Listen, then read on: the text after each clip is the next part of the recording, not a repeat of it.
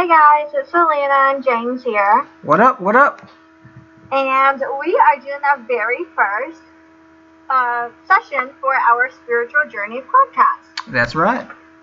Yeah, this podcast is just to get all of us believers together. Now there are non-believers and believers, so we had, I'm sure most of you have had experiences where you feel like you've heard something or seen something, but because no one else was there or no one else heard the same thing or saw the same thing, you just feel like either you're tired or you're hallucinating. This is a lot more fun when you guys believe.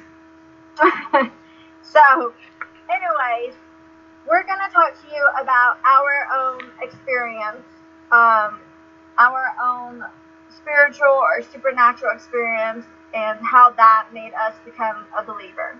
So, James, you want to start off first and tell us how you became a believer? Right. So I was always a believer. It was a sense of actually understanding and learning more about what I wanted to learn. So like I always knew that ghosts and stuff existed. It's just the fact is I didn't really pursue or actually try to understand more about it. When I actually started understanding more about it was when I was like 18. I was going to visit back to my third world country. I won't name where it was, but my cousin actually was possessed. Yes, crazy, possessed. It happens more often than you guys think. It's not just things that happen in movies. Right. I mean, that's what I was thinking when I was there. Was, oh my gosh, what are you talking about? So I was actually laying down, about to take a nap. Actually, that was around like 12 o'clock. And my mom came and got me. She was like, "Oh, come here." So I was like, okay. Went in there and in the kitchen. Everyone was just surrounding her. It was like almost like the whole family was there. You know, we had a huge family, and she was sitting in the middle, and everybody's kind of asking her questions. She was like, my mom asked me, "What am I going to be for myself? Is he going to be successful when he goes to college?" Blah blah blah. And she said yes. He pretty much said I could put anything, as long as I put my mind to it. It's right. As long as I put my mind to it, I can do it. And it was kind of my perspective on me. And I was like, okay. So we started going around the room and people started asking. There were some people in their family that she didn't like, and she just didn't answer for it. And that was kind of weird. So yeah, when that happened, it kind of opened my mind. And then it even opened more in my mind because that same year my grandfather died. And, we went through a dramatic phase with the whole family. And just we met this guy, monk, sorta, kind of a master towards of all the realms kind of deal, and he helped my cousin with the exorcism. I don't know how they met each other, but they did. And then he actually, we met with him after my grandfather died, and he helped us. He did the prayers, the rituals. That's 49 days. And that's how it really all started for me. So, okay. How was yours, Selena? I mean, how did you get started? Kind of like you, I've always been a believer. I probably same thing as you. I probably did not encountered anything until like 18 or 19. I honestly can't remember. It was one of those ages. I was at the temple, and there wasn't that many people there because they kind of just opened not too long ago. And I was one of the people who was sitting in the first row, so where the shrine was, where Buddha was. And Right. then we did another ritual, so when we had to all turn around, and so our backs were faced the shrine. And since I was one of the first people in the first row, I was now, the last person. It was like me, my mom, and my dad. And so we were reading the sutras for this second part of this ritual, and the nun had actually read like half of a page, and she stopped because that's apparently where you were supposed to stop, but we didn't know that.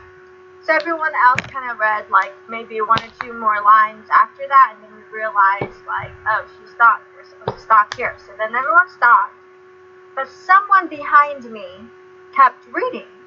It was so clear.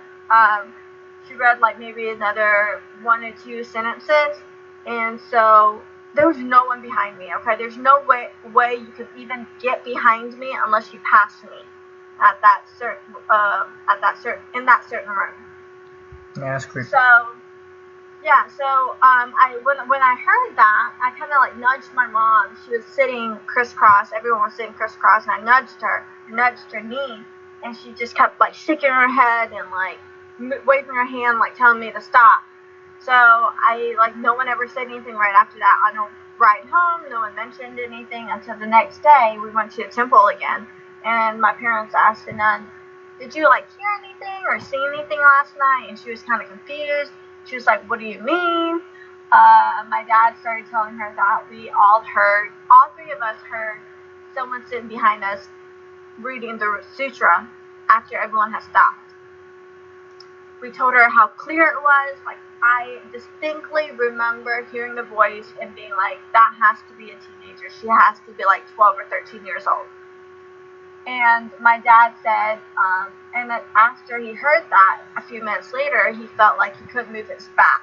Like, we're all sitting crisscrossing, so his back was straight up, and he said after a while he had to kind of like hump over because he felt like someone was, like a little kid, playing on his back, you know, like just trying to get onto his back for a piggyback ride. Right, give me a piggyback ride kind of deal, yeah. Yeah, so he said he felt really heavy on his shoulders, and he couldn't really move. And that was honestly the very first time I encountered anything supernatural. My first instinct though was that it was so clear to me there was no way that I had imagined that. But when my mom was like telling me to stop and just start focusing on the ritual, I thought I may have been going crazy until the next day where she told me she heard everything I heard. Right. I mean, most people usually want to leave that alone and don't want to mention it because it actually hypes that energy up, and then that energy might still be there. So it's better off just not saying anything. Is what most of the time what they think. But it's helpful to have those experiences with someone else because that reinforces you that it actually happened. A lot of people negate that and say it's all in my head, it's not real, and that's what we went by experiencing throughout life. Was I've seen stuff too when I was young, before I was 18. I mean, I believe in it. At the same time, I'm saying that it's probably in my head because we don't really see it. But the fact is, it's not.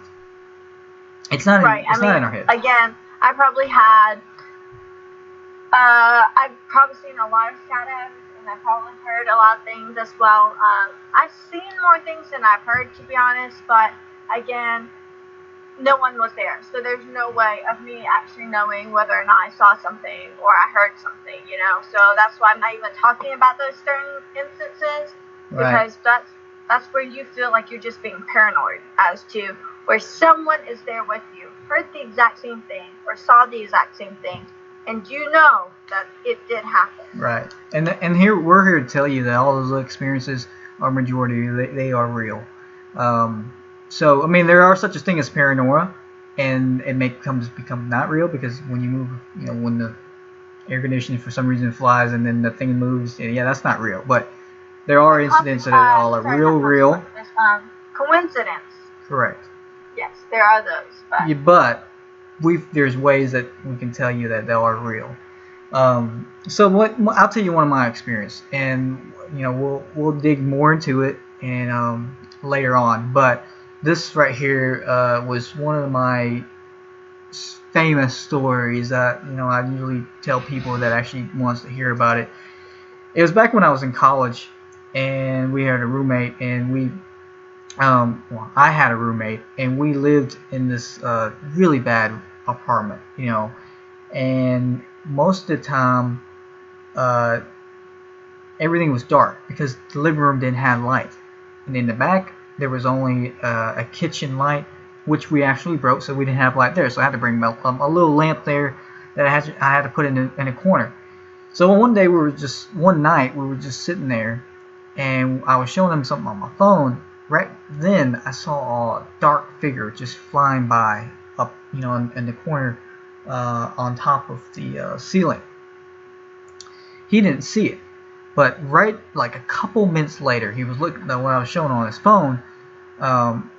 We just looked at each other with a scare and just ran like fast as we can up the stairs and into my bedroom.